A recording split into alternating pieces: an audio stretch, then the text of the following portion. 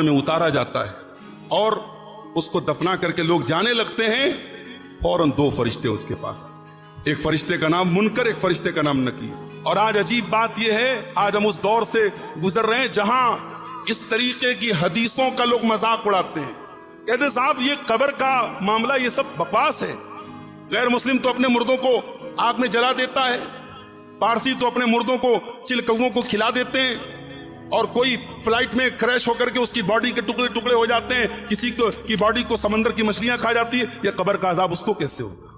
اسی لیے اللہ نے جہاں موت کا ذکر کیا نا، اس کے پہلے کیا فرمایا؟ وَهُوَ عَلَىٰ كُلِّ شَيْءٍ قَدِيرٌ۔ تو اللہ کے بارے میں سوال اٹھا رہا ہے، جو اللہ آل مائٹی ہے، جو ہر شے پر قادر ہے، تو اس کے بارے میں سوال اٹھا رہا ہے؟ کیا تیری اوقات تھی کہ تو منی کے حقیر سے قطرے سے جیتا جاگتا انسان بن جائے؟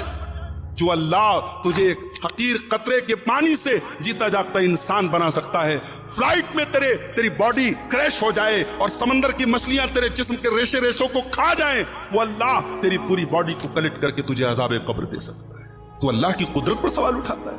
لوگ کہتے ہیں صاحب قرآن میں کہاں عذاب قبر آیا ہے؟ آیا ہے نا، آیا ہے، ذرا قرآن کو غور سے تو پڑھ۔ اور یہ بات بھی نوٹ کر لو، یہ جو بٹوارا کیا جاتا ہے، قرآن میں ملے گا تو مانیں گے، حدیث میں ملے گا تو نہیں مانیں گے، یہ بٹوارا غلط ہے۔ شریعت قرآن و حدیث دونوں کا نام ہے۔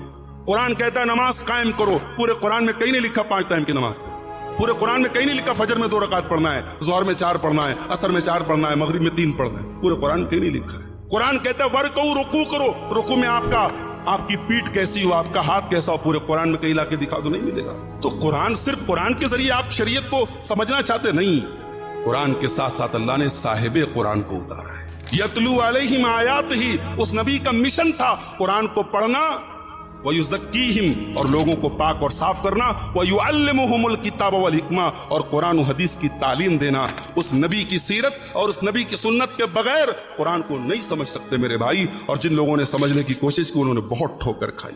ارے جب اللہ کے پیارے نبی نماز میں دعائیں کیا کرتے تھے اللہم انی اعوذ بک من عذاب القبر، تو بات ختم۔